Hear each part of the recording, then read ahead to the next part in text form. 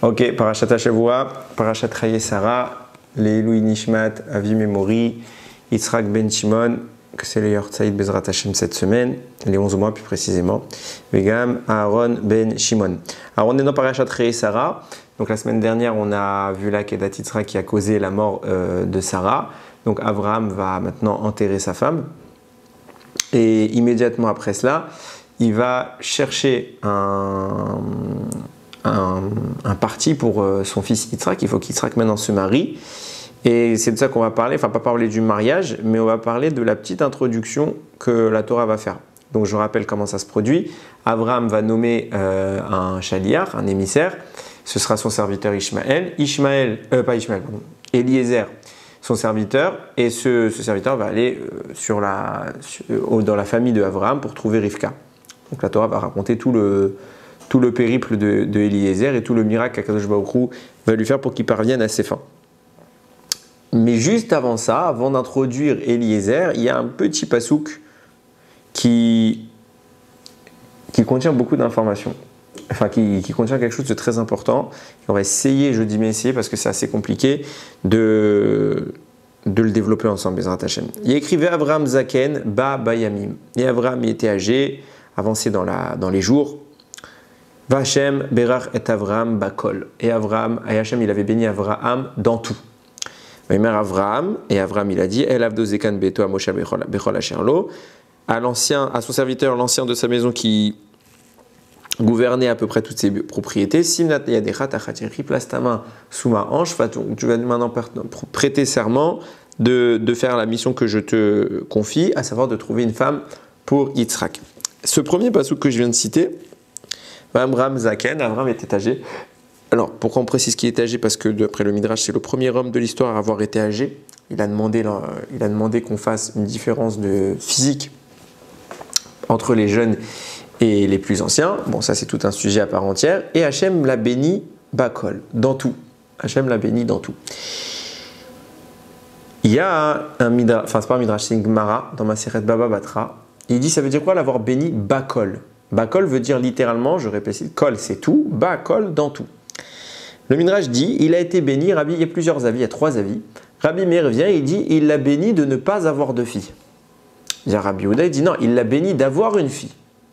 Viennent Acherim, Acherim veut dire les autres, on va essayer de comprendre ensuite ce qu'ils veulent dire.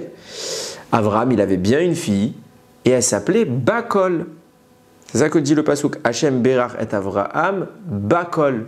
Et c'est quoi la bracha Hachem a béni Avraham? C'est quoi la bracha? C'est Bakol. Bakol, c'est sa fille qui s'appelait Bakol, nous dit la Gemara dans Masechet Baba Batra. Donc en fait, Avraham, il avait une fille, nous dit la Gemara. Ça semble être en apparence une discussion, une divergence d'opinion entre Rabbi Meir et Rabbi Yehuda, que Rabbi Meir dit non, il n'avait pas de fille, parce que c'est ça la bracha, c'est ne pas avoir une fille. Je vais expliquer tout de suite pourquoi. Rabbi Yehuda dit non, il avait une fille, c'est ça sa bracha, et viennent Acherim et il semble affirmer que oui, il avait une fille qui s'appelait Bakol. Alors avant de rentrer dans le détail, pourquoi Rabbi Meir estime que ce n'est pas une bracha pour Avraham d'avoir une fille? Parce qu'il aurait vécu le même problème que pour Yitzhak, sauf qu'il n'aurait pas pu être résolu. À savoir que, on voit justement dans notre paracha que pour marier Yitzhak, Avraham envoie Eliezer dans une mission compliquée, c'est celle de trouver Rivka, en espérant que chez sa propre famille, donc chez Bethuel, réside une femme qui puisse être une sadékette et qu'on puisse envisager de marier avec son fils. Pourquoi il lui dit tu vas dans ma famille? Parce que tous les gens du pays où il réside, tous les gens de Canaan, sont des Réchaïm, c'est tous des idolâtres. Abraham ne veut absolument pas avoir affaire avec des idolâtres pour son fils Yitzhak, donc il enjoint Eliezer d'aller trouver une sadékette qui ne serait pas idolâtre, et le seul endroit qu'il puisse espérer résoudre ce problème, c'est dans sa famille. Parce qu'il sait que dans sa famille, il y a des filles.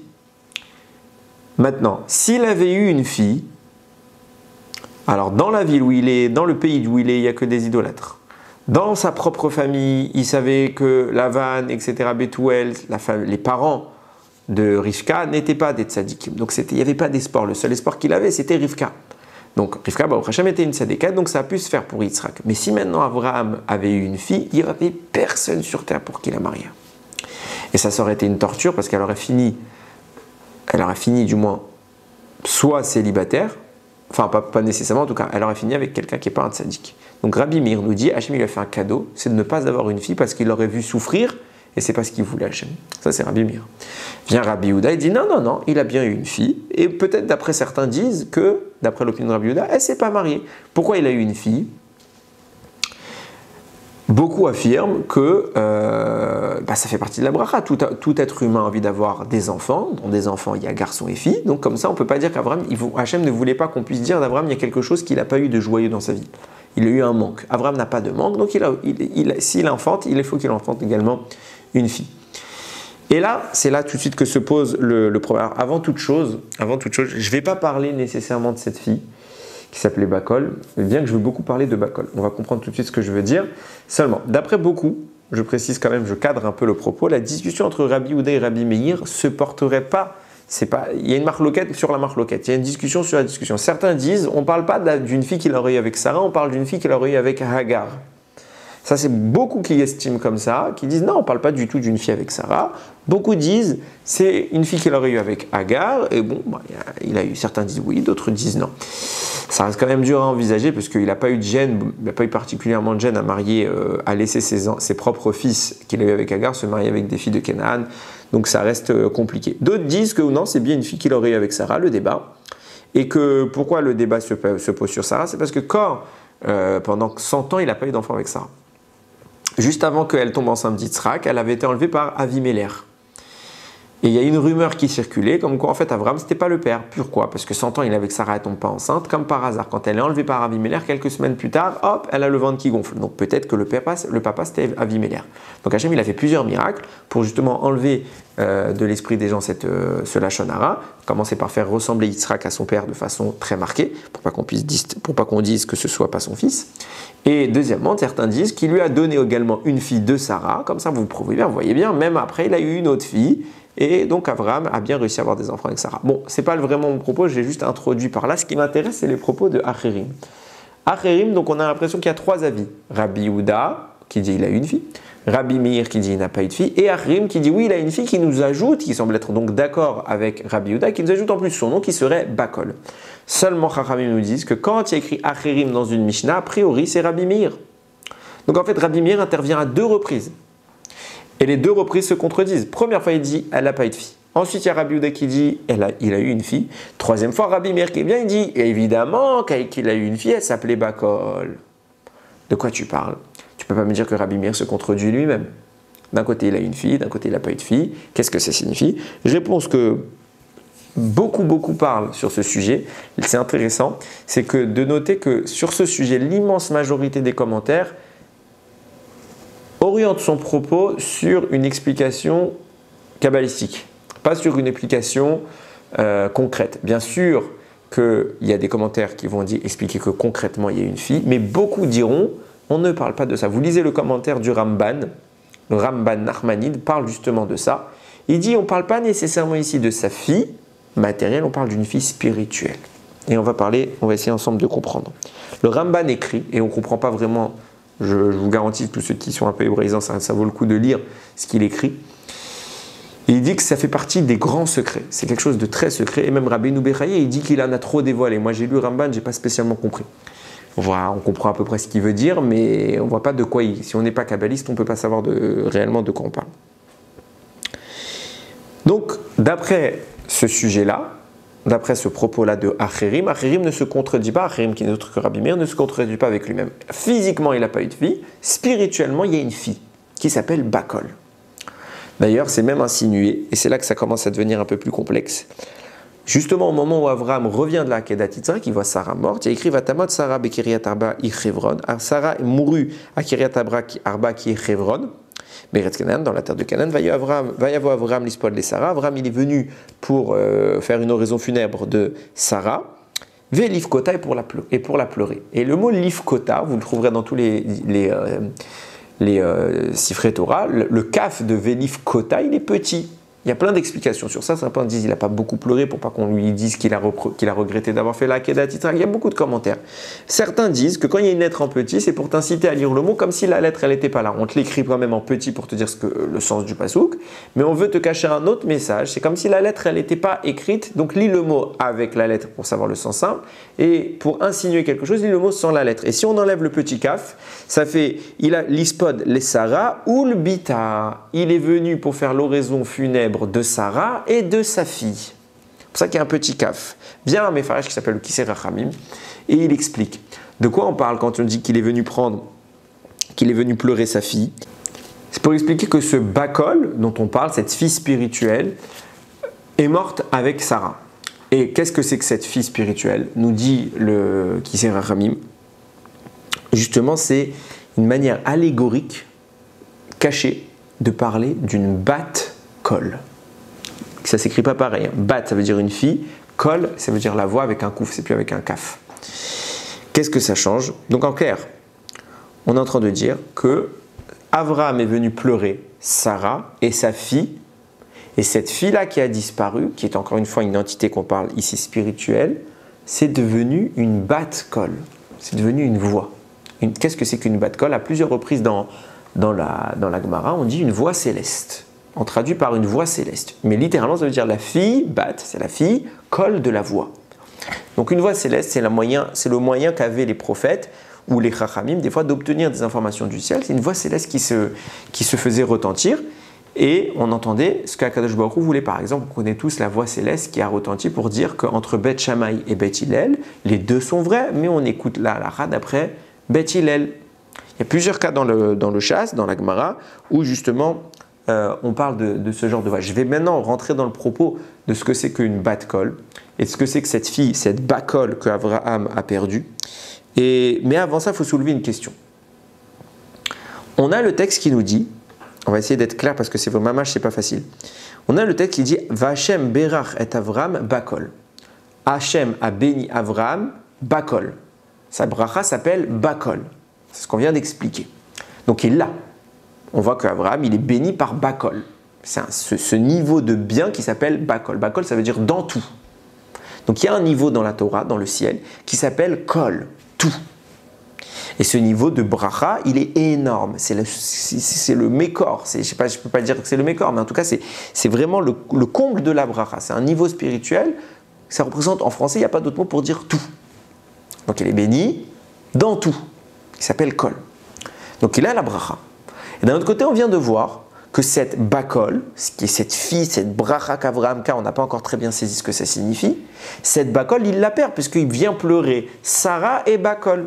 Parce qu'au moment où Sarah s'en va, bakol s'en va. Et donc d'un autre côté, on voit donc quoi d'après les chachamim? Bakol, qui est la bracha qu'Avraham a disparu en même temps que Sarah. Mais le pasouk, lui, ne nous dit pas ça. Le pasouk, lui, dit l'inverse. Il dit que Avraham, il a été béni, il avait bakol. Donc le sens simple du texte nous dit il a bakol, le sens caché nous dit, enfin le sens révélé par les sages, nous dit qu'il n'a pas bakol. Donc ça veut dire que clairement, il y a une contradiction et il faut essayer d'exprimer ce que ça signifie. Et pour comprendre ce que signifie cela, il faut commencer à comprendre ce que venait de dire le Kisser Rachamim quand il a dit il avait bakol, cette bracha qui s'appelle bakol dans tout, c'est sa fille. Et pour on parle d'une fille, on va comprendre. Et elle est partie. Elle est devenue bat-kol. Elle est devenue la voix céleste qui retentit. Qu'est-ce que veut dire bat-kol? Je l'ai dit tout à l'heure. C'est le fait qu'il y ait veut dire littéralement la fille de la voix. De quoi on parle? Je l'ai dit tout à l'heure. Il y a plusieurs endroits dans la Torah où une bat-kol est intervenue. Une voix céleste a retenti. Le Kedushat Lévi, il explique. Il y a une Gemara qui dit que tous les jours, sur le mont Chorev, alors il y a une bat-kol qui sort et qui crie « Revenez, fils rebelle ». Alors, c'est intéressant parce que quand vous regardez les références qu'il apporte, ce n'est pas exactement cette phrase qui est dite, c'est une autre phrase, mais ça ne changera rien à notre propos. Il a cité cette phrase, je cite cette phrase. Mais si vous regardez vraiment dans le texte, la référence qui est apportée, que je cite dans l'écrit généralement, a priori, ce n'est pas exactement cette phrase-là. Il y a plusieurs bat-kol qui sortent. Ce n'est pas cette phrase-là. Bon, c'est peut-être une autre, mais ça, je répète, ça ne changera rien au propos. Donc, il y a une voix qui sort du mont Chorev qui dit « Revenez mes enfants ». Et là, il pose une question. Il dit « Comment se fait-il » Enfin, il ne pose pas la question, mais ça ressort de là. Comment se fait-il que un être humain, d'un coup, il a envie de faire tchouva? Alors ça peut être pour plein d'opportunités, ça peut être à un moment il a été un beau shiur de Torah, ça va peut-être le réveiller, ou des circonstances de la vie qui vont peut-être le réveiller. Mais qu'est-ce qui fait qu'au fond de lui, il y a eu un écho, il y a eu une résonance de sa neshama qui d'un coup elle l'a poussé à réagir. C'est un événement qui vient et qui réveille l'individu et il commence à faire tchouva. D'où vient cette envie spontanée, j'ai envie de dire, de faire tchouva alors que la personne n'est pas nécessairement religieuse. Si quelqu'un fait a priori tchouva, c'est qu'il a des choses à se reprocher. Donc ça veut dire qu'il est englobé dans une masse de fautes qui devrait, c'est son corps qui bride les choses, qui devrait l'empêcher de vouloir faire tchouva. Et d'un coup, la neshama arrive à prendre le dessus et à imposer la tchouva. D'où cela vient? Alors on répond parce qu'en fait on a déjà entendu kol. C'est quoi kol? C'est la voix. Où ça? Au Har Sinaï. Chorev, c'est le Har Sinaï. Au moment de Har Sinaï, Akadosh Baruch Hu, il s'est mis subitement à parler lui-même au peuple juif, aux 600 000 Neshamot. Toutes les Neshamot de l'histoire se sont réunies au Har Sinaï et toutes les Neshamot de l'histoire ont entendu les 2 premiers commandements de la bouche d'Akadosh Baruch Hu. On a entendu kol. Et ça, qu'est-ce que ça a eu pour conséquence? Ça a pénétré le Ham Israël au point que sa Neshama, elle a réagi, elle est partie et il a fallu la re-rentrer. Il y a eu une transformation de l'individu. La Neshama a reçu, a incorporé la parole d'Hachem. En nous, dans nos tripes, dans nos corps, dans notre ADN, réside la voix de Dieu. Cette voix de Dieu, elle résonne, elle parle. Et le corps la bride, l'empêche de se faire entendre. Mais elle est là. Et ça crée une sorte d'écho. Cet écho, c'est ce qu'on appelle la fille de la voix. Bat kol. Ça veut dire quoi? Il y a la voix d'Hachem en nous, elle vibre et l'écho, ce qui ressort de ça, c'est la conséquence de cette voix, c'est sa fille, c'est ce que la voix engendre. Cette voix engendre qu'en nous, il y a le divin et ce divin-là, il s'exprime. Et il n'a pas de frontières. Et quoi qu'il en soit, à un moment ou à un autre, notre Neshama a une opportunité de se réveiller de sa torpeur. C'est pour ça qu'on dit qu'on n'entend pas une voix qui sort du mont Sinaï crier « Revenez les fils rebelles ». On n'a jamais entendu cette voix. Seulement, ça signifie quoi? Ça signifie qu'en nous, elle est là. On ne l'entend pas, mais elle vibre en nous. Et pourquoi on l'appelle une bat kol, une voix céleste? Et pourquoi on ne l'entend pas? Parce qu'en réalité, il n'y a pas de voix. Qu'est-ce qui fait qu'on réagisse et qu'est-ce qui fait qu'on veuille faire tchouva? C'est le fait que c'est inscrit dans notre ADN. Au fond de nous, on est ce qu'on est. Au fond de nous, dans nos tripes, c'est incorporer la voix d'Hachem. Et nous, on l'entend. Que signifie ce qu'Avram a reçu comme bracha? C'est une bat kol. Sa fille s'appelait Bakol. Elle est devenue la bat kol. Ça veut dire qu'Avram, en lui, il a réussi à faire pénétrer Dieu. Et de lui, résidait la présence divine. Comment Dieu est entré en nous dictant la Torah. Et la Torah, on va voir pourquoi c'est ça justement. C'est ça ce qu'il appelle la bracha d'Avram qui s'appelle Bakol. C'est la bracha d'Avram qui s'appelle Bakol, c'est devenu cette Bat-Kol, cette voix d'Hachem qui est entrée en nous et qui a incorporé la Torah en nous. La Torah a été le procédé qui fait entrer Dieu dans l'humain, qui le grave dans l'humain et qui provoque la bracha qui s'appelle Bakol. On est béni dans tout. Que veut dire cette bracha? Il y a un midrash très connu dans Bereshit, au début de Bereshit, qui dit que la lettre Aleph est venue se plaindre à Akadosh Baruch Hu dans le ciel et lui dire Ribono shel olam, je ne comprends pas, tu as créé le monde. Tu as commencé par la lettre Bet. Bereshit. Tu aurais dû commencer par Aleph. C'est moi la première lettre de l'alphabet. Tu commences le monde, tu commences par le commencement. Le commencement, c'est Aleph. Et tu aurais dû dire Elohim, Elohim barat hashamayim vet haaretz. Dieu créa le ciel et la terre. Quoi, tu mets le Bet en premier. Tu commences à commencer par le deuxième mot. Avec Elohim, ça n'aurait pas été un problème. Moi, je suis la première lettre. C'est moi qui aurais dû commencer. Hachem lui dit, tu as raison. J'aurais dû commencer par toi, mais je te rassure. Le monde n'a été donné que pour la Torah et viendra bientôt le temps où le Ham Israël recevra cette Torah et cette Torah commencera par Aleph. Anochi Hachem Elokecha. Je suis Hachem, ton Dieu. Ce sera toi qui initieras les 10 commandements. Et là, la lettre Aleph est apaisée.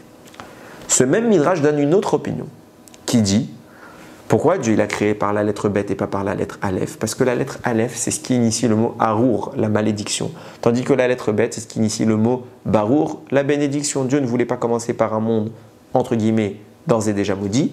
Il voulait commencer par un monde qui est le vecteur de la bracha, qui est le vecteur de la bénédiction. Donc il a occulté le Aleph au profit du Bet. Si on confronte ces deux midrashim, on voit qu'il y a un problème qui ressort. Hachem ne crée pas le monde avec Aleph parce que c'est la malédiction. Mais subitement, il lui dit, mais tu sais, c'est pas grave, quand je donnerai les 10 commandements, tu pourras être là. Tu pourras, toi, être la première lettre des 10 commandements. Pourquoi? Pourquoi? Normalement, on devrait dire quoi? Si le Aleph, c'est une malédiction, alors les 10 commandements ne devraient pas commencer par un Aleph. La malédiction, elle a disparu. Si Aleph, ça veut dire Arour, maudit, on ne doit pas commencer les Aseret Adiberot par la malédiction, de même qu'on ne devait pas commencer le monde par la malédiction. Pourquoi d'un coup le problème ne se pose plus? Réponse de Chachamim, parce que c'est vrai que la malédiction peut exister si ce n'est en l'absence de la Torah. Mais quand la Torah est présente, elle annule la malédiction. Alors, tant qu'on est à Bereshit, il n'y a pas encore Matan Torah, on ne peut pas commencer par un Aleph, on peut commencer que par un Bet. Mais une fois que Dieu vient sur terre et qu'il inculque à l'homme la Torah et qu'il la fait pénétrer au plus profond de son être, alors le Aleph perd toute son essence négative et n'exprime que le positif. Non seulement il n'est plus maudit, il n'est plus la malédiction, mais subitement il est aussi important que le bête, il représente lui-même la bracha. La Torah est l'inversion des pôles. On est passé du négatif vers le positif. Et c'est ça la bracha qu'il a reçue Abraham. Bakol, Abraham est béni dans tout. Que veut dire Bakol? Tout ce qui touche Abraham, c'est une bracha. Ve'eye beracha, et tu seras une bracha. Dieu lui dit, pars de ta terre, ve'eye beracha, tu seras la bracha. Pourquoi tu seras la bracha? Parce que si tu suis le cheminement que je te propose, de faire entrer la présence divine en toi, ma voix va te pénétrer, la Torah va te transcender, alors tout ce que tu toucheras, qu'il soit béni ou maudit, finira béni. Ve'eye beracha, c'est toi le bracha. C'est ça la grande bracha dont nous parle le Ramban, et encore on ne sait pas ce que ça signifie, mais c'est la grande bracha que nous parle le Ramban, c'est du fait qu'on a incorporé la Torah au plus profond de nous, alors tout ce qu'on touche devient béni. Et Abraham, il a ça. Abraham, c'est le Mékor, c'est l'origine même de la bracha. Tout ce qui touche ne peut plus connaître la malédiction, puisque le mal est immédiatement refoulé. Et ça nous permet de comprendre quelque chose d'assez intéressant. La suite des psukim montrera que Abraham, après la mort de Sarah, va épouser Ketura. Ça, certains disent que c'est Agar, on lui donne simplement son nom, un autre nom, et il va avoir des enfants avec eux, et à un moment avec elle. Et à un moment, il a des enfants, à un moment, il va leur donner des cadeaux. Mais juste avant, il écrit Vaïten Avraham et Kol Asherlo le Yitzhak. Avraham a donné tout ce qu'il a à Yitzhak. Velivne apilakshim Asher Avraham Natan Avraham Matanot. Et aux autres enfants qu'il a eus, il leur a fait des cadeaux. Vient le Sfat Emet, il dit, je ne comprends pas. Si tu me dis qu'Avraham a tout donné à Yitzhak, il a donné Kol Asherlo, tout ce qui était à lui, il a donné à Yitzhak. Comment tu peux aussi faire des cadeaux aux enfants de Hagar? C'est pas possible, puisque tu lui as tout donné. Tu peux pas leur faire aussi des cadeaux, donc ça signifierait que tu lui as pas tout donné. Alors, il y a une contradiction dans les psukim. Et réponse justement du Sfat Emet, et justement quand on dit, il faut lire différemment. Il faut dire Vaïten Avraham et Kol. Ce qu'il a donné à Avraham, à son fils Yitzhak, c'est Kol. C'est quoi Kol? C'est ce que je dis depuis tout à l'heure, c'est cette bracha qu'on a appelée Bakol. Bakol, ça veut dire dans Kol. Mais l'essence même s'appelle Kol. Il lui a donné Kol. C'est quoi Kol? C'est cette Torah qu'il a eue, qui fait que tout ce qui touche maintenant Avraham se transforme en bénédiction. Qu'est-ce qu'il a donné à son fils? Kol, il ne lui a pas donné des biens matériels. Il lui a donné sa fille spirituelle. C'est quoi sa fille spirituelle? C'est la voix céleste d'Akadosh Baruch Hu, c'est l'écho d'Hachem en lui. Il a fait vibrer Yitzhak comme lui, avec Hachem, comme lui vibrer avec Hachem. Du coup, puisqu'il lui a rien donné de matériel, alors il a pu donner plein de cadeaux à ses enfants. On voit qu'il y a donc eu une sorte de legs qui s'est fait depuis Avraham vers Yitzhak. Mais Chachamim vont aller plus loin. Ils vont dire ça s'est pas fait que de Avraham vers Yitzhak, ça s'est même fait vers Yaakov. Pourquoi? Parce que les trois personnages vont mentionner cette bracha dans leur vie. Pour concernant Avraham, on vient de le voir, il y a écrit Vachem Berar et Avraham Bakol. Avraham, il a été béni par Bakol, sa fille. Sa fille, c'est quoi? Sa fille spirituelle. Concernant Yitzhak, à un moment, il va dire, au moment de donner les brachot, il va dire, donc son fils va entrer, il va dire comment ça se fait, Esav va venir et se plaindre, comment ça se fait que tu ne peux pas me donner les brachot? Yitzhak va lui dire, mais il y a déjà quelqu'un qui est venu, et qu'est-ce qu'il a fait? Va Yaveli, va Achol, Mikol. Il m'a apporté à manger, j'ai mangé Mikol, j'ai déjà Mikol. Nous dit première lecture, il s'est passé qu'il m'a apporté à manger, j'ai mangé de tout. Ça, c'est la traduction. Mais qu'est-ce que veut dire la Torah? Elle nous cache quelque chose. Elle nous dit Yitzhak est un homme qui a profité de Mikol, de tout. Avraham, il a eu Bakol, dans tout. Et Yitzhak, il a eu Mikol, de tout. Et Yaakov, plus tard, quand il va croiser Esav va lui dire qu'est-ce que tu veux? Est-ce que tu as besoin? Il va dire non, Yeshli kol, j'ai tout. Donc Avram il a eu Bakol, Yitzhak il a eu Mikol, Yaakov il a eu Kol. C'est pour ça qu'on dit la bracha dans le Birkat Hamazon, Bakol, Mikol, Kol, Ken yevarech otanu beracha shelema venomar amen. Ken yevarech otanu kulanu yachad beracha shelema venomar amen. Bakol dans tout, Mikol de tout, Kol tout. Donc Avram, Yitzhak et Yaakov. Ainsi Hachem nous a béni une bracha shelema complète et on dit Amen. Ça c'est la bracha qu'on a reçue. C'est Bakol, Avram il a eu dans tout. Mikol, de tout pour Yitzhak, et tout c'est Yaakov. Le plus grand des trois, finalement, c'est Yaakov. Pourquoi? Parce que quand je dis Bakol dans tout, je suis béni dans le truc qui s'appelle Kol. Donc, j'ai pas tout Kol. J'ai dans Kol, j'ai une emprise. Pareil pour Yitzhak, j'ai Mikol, j'ai deux Kol. Mi, ça veut dire deux. Donc, j'ai une partie de Kol. Celui qui a eu Kol tout court, c'est Yaakov. Pourquoi? Pourquoi il n'y a que lui qui a Kol? Alors il y a un commentaire extraordinaire du Khatam Sofer qui explique que qui m'a donné une manière de voir les choses. Le Khatam Sofer il dit, lors de la mitzvah de la Akedat Yitzhak, on voit un peu l'individu que représente Avram et l'individu que va représenter Yitzhak. À savoir, on va voir leur filiation avec la Torah. Avram, lui, pour faire la Akedat Yitzhak, il entend un ordre d'Akadosh Baruch Hu. Hachem lui dit, prends ton fils, ton aîné, etc. Donc c'est Hachem qui lui parle, c'est un ordre direct et dévoilé. C'est la même chose que ce qui est écrit dans un Chumash, dans un texte de la Torah, où Hachem il te dit tu devras faire le Shabbat, tu ne devras pas tuer, etc. C'est le texte. C'est le texte pur, c'est la parole directe d'Akadosh Baruch Hu, de même que le Chumash c'est la parole directement d'Hachem, sans interprétation. C'est ce qu'Hachem a écrit, enfin a dicté, Moshe l'a écrit sans explication, c'est le texte brut. Donc Abraham, quand il fait la Akedat Yitzhak, il se dispose, il se met dans une situation d'obéissance à la Torah écrite. C'est un texte net, c'est la parole de Dieu qui parle à l'homme. Ça, c'est la Torah écrite. Yitzhak, lui aussi, va vivre la Akedat Yitzhak, puisque ça va être quand même un des principaux concernés, mais lui ne va pas parler à Dieu à ce moment-là. Lui ne sait pas ce qui va se passer. Quand est-ce qu'il comprend? C'est quand son père lui explique que c'est lui le fameux sacrifice. Donc en clair, Yitzhak ne se soumet pas à la parole de Dieu, il se soumet à la parole de son père, qui est son Rav. Donc il se soumet à la parole d'un homme. Et donc, il se place dans la dimension de la Torah orale. C'est pour ça que nous dit le Khatam Sofer, Avraham, c'est la Torah écrite, Yitzhak, c'est la Torah orale, et Yaakov, c'est les deux. C'est le seul qui va connaître la double dimension, celle de la Torah écrite, celle de la Torah orale, fusionnée. C'est pour ça que lui, il a Kol. C'est lui qui a la plus grosse bracha. Les deux autres, Avraham et Yitzhak, ils ont un bout de la bracha. Avraham, il a la Torah écrite, donc il a dans tout, dans Kol. Yitzhak, il a la Torah orale, donc il a deux Kol, il a une partie. Et Yaakov, il a Kol. Il fallait les deux. D'ailleurs, qu'est-ce que ça signifie plus précisément? Regardez comment les choses sont faites. On dit tous les jours dans le Shema Israël, Vedi Barta Bam, Beshivtecha Bevetecha. Tu en parleras à tes fils. De quoi on parle? On parle de la Torah. Vedi Barta Bam, tu vas parler d'elle. C'est quoi Bam? Khamim nous disent, c'est Bam, c'est la Torah elle-même. Pourquoi c'est la Torah elle-même? Parce que le Bet, c'est la première lettre de la Torah écrite. Bereshit bara Elokim Bet. Tandis que le Mem, c'est la première lettre de la Torah orale. La première Mishnah, et donc Gemara du Talmud, du Chasse, c'est Brachot. Et la première Mishnah de la Masechet Brachot dit Me'ematai korim et shema be'arvit. À partir de quand lit-on le schéma de Arvit? Me'ematai, c'est un mem. La Torah écrite commence par bet, la Torah orale commence par mem, ça fait le mot bam. Vedi barta, tu en parleras bam. De quoi? De la Torah écrite et de la Torah orale. Le bet, c'est la Torah écrite, le mem, c'est la Torah orale. Viens nous dire, Chachamim, qu'est-ce qui se passe ici? Avraham, c'est Bakol, c'est le bête de Kol, c'est le bête de la Torah, Torah écrite, Bereshit bar Elokim. Yitzhak, c'est Mikol, c'est le même, c'est dans Kol, c'est quoi même? Mais Ematai Korim et Shema Be'arvit, c'est le début de la Torah orale. Je dis par Tabam, tu devras parler des deux.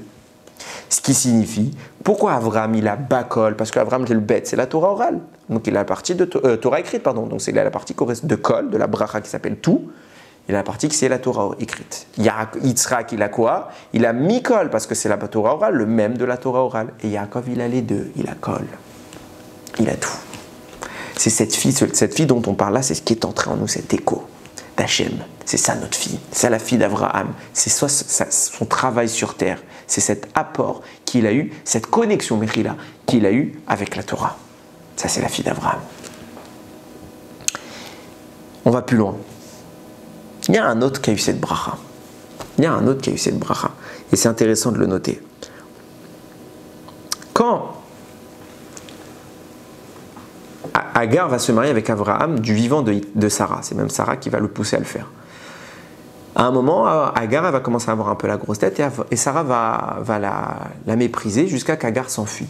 Agar s'enfuit, elle va dans le désert et un malach, un ange apparaît. Et il va lui parler, il va lui dire 4 phrases. 4 psukim, en tout cas, la première chose, il va lui dire d'où tu viens, il va lui dire je viens de chez Sarah, il va lui dire Vayomer la malach Hashem, l'ange d'Hachem lui dit, donc je vous le dis direct en français, retourne auprès de ta maîtresse, retourne chez Sarah et soumets-toi. Il reprend tout de suite la parole et il dit l'ange d'Hachem, je vais multiplier ta descendance, elle sera même pas possible, il ne sera pas possible de la compter. Il reprend la parole l'ange d'Hachem et il dit voici que tu es enceinte et que tu vas enfanter un fils et que tu vas l'appeler Ishmaël. Il reprend la parole et il continue. Veouye pere Adam. Alors ce sera ils ont mis onagre pour traduire. Bon, en tout cas, il va déranger quoi. Yado bakol veyad kolpo. Kolbo. Sa main sera sur tous et la main de tous sera sur lui. Sa main sera sur tous et la main de tous sera sur lui. Ramim disent, c'est quoi cette formulation? Il y a 3 fois il dit l'ange a dit, l'ange a dit, l'ange a dit et Agar n'a rien dit. Ramim disent, si l'ange prend la parole, pour bénir Agar la première fois, s'il reprend la parole sans qu'Agar ne soit intervenu, c'est parce que Agar n'était pas contente.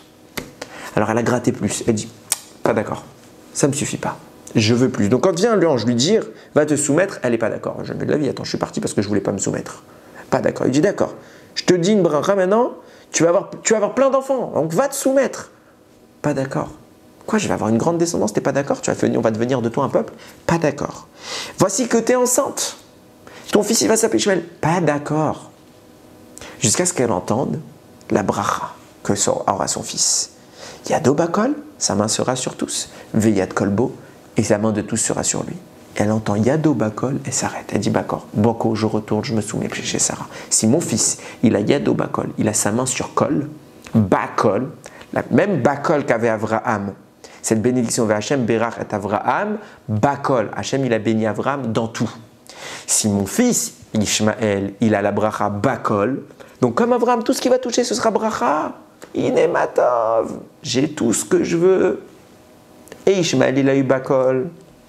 Parce qu'elle a insisté, et donc elle a eu ce droit d'accès, il a eu la main mise, Ishmaël. L'ange pose la main de Ishmaël sur la bracha qui s'appelle Bakol. C'est la bracha d'Avraham. Et c'est normal. Pourquoi? Parce qu'en l'état, Avraham n'a pas d'autre enfant, le seul héritier qu'il a Avraham c'est Ishmaël, donc son héritier c'est Bakol, c'est pour lui Bakol. Son héritier il reçoit Bakol, la bracha qu'il a Avraham, et va se transposer chez Ishmaël. Seulement ce qu'elle n'a pas vu Agar, c'est la suite de la phrase. Veyad kol bo, et la main de tous seront sur lui. On peut traduire, et la main de Kol sera posée sur lui. Qui est celui qui va connaître Kol? Avraham il a eu Bakol, Yitzhak il a eu Mikol, Yaakov il a eu Kol. C'est vrai qu'il y a Ishmaël, Korak, c'est à Bakol, à la même partie qu'Avraham. Il a une emprise dessus. Mais il y a quelqu'un qui va avoir la main sur Ishmaël. Donc lui, il a la bracha d'Avraham, là, Ishmaël qui a la main dessus, et il y a un autre qui a la main sur Ishmaël. C'est qui? C'est Yaakov. Veyad, la main de Kol, Bo, elle est sur lui. Qu'est-ce que ça signifie? Quand, en effet, il n'y a que la Torah écrite, alors Ishmaël, il peut nous faire du mal. Il peut avoir la bracha. Mais quand il y a Torah écrite plus Torah orale, comme ça a été incarné chez Yaakov, alors Ishmaël ne peut plus rien faire. Il perd l'accès à cette bracha. Parce quoi? Parce que c'est vrai qu'il a la bracha, mais nous on a la bracha sur sa bracha. Donc nous on est au-dessus. On est au-dessus. C'est pour ça que le Midrash dit, Mashiach il pousse au sommet d'Ishmaël. Au-dessus d'Ishmaël. Puis Ishmaël il monte, plus nous on monte. Pourquoi? Parce que c'est vrai que Ishmaël il a la main sur la bracha. Donc il monte, il a la bracha. Mais nous on est au-dessus. Donc s'il monte, on monte au-dessus, comme elle a dit la bracha. Comme il a dit l'ange à Agar. Il a la main sur Bakol. Mais sache que Kol, Yaakov, il a la main sur lui aussi. Donc il y a une hiérarchie.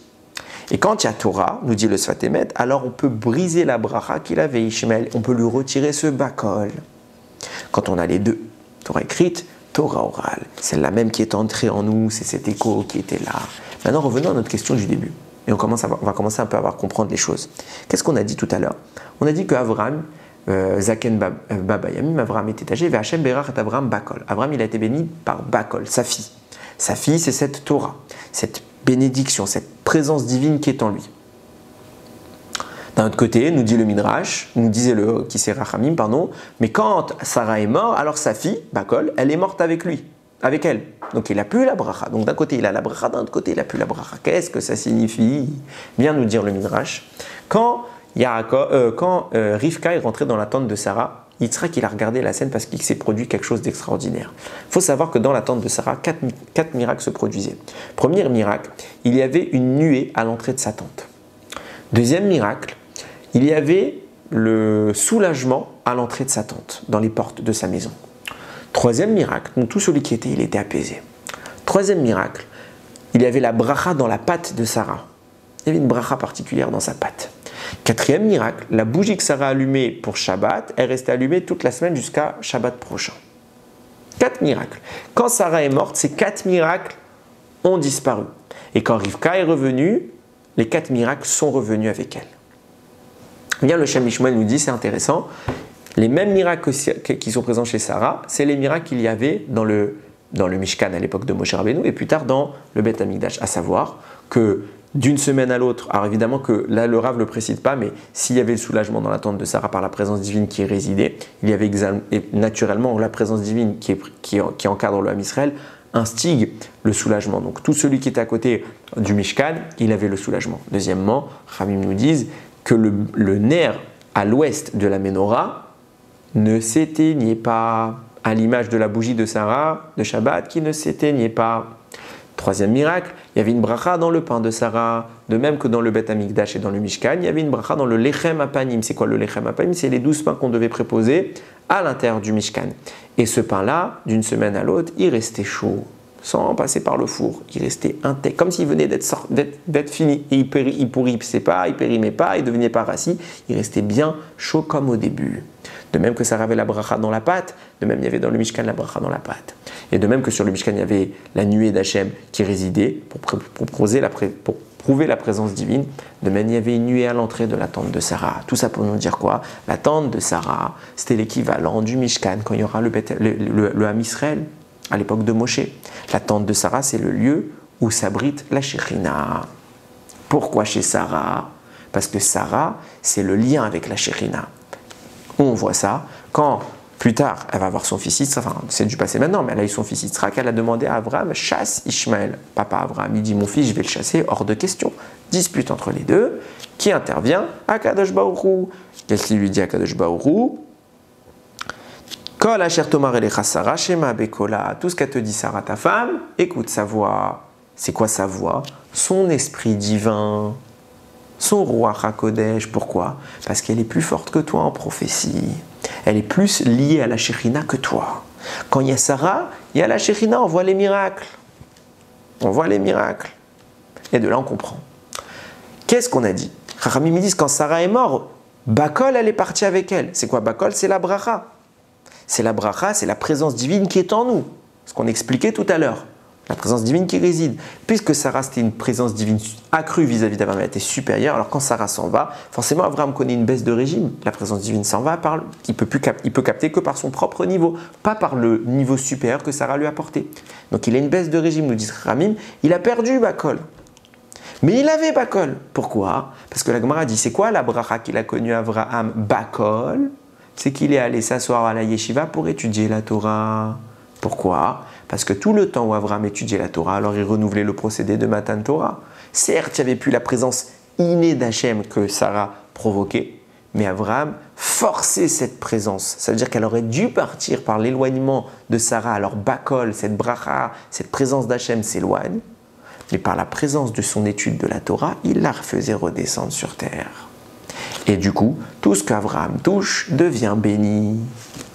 Ramim nous disent, une des brachot qu'a eu Abraham, c'est de voir son fils Ishmaël faire tchouva. Comment se fait-il qu'Abraham voit son fils faire tchouva? Quoi? Parce que toi tu es un tzaddik, alors ton fils est un tzaddik, c'est pas lié.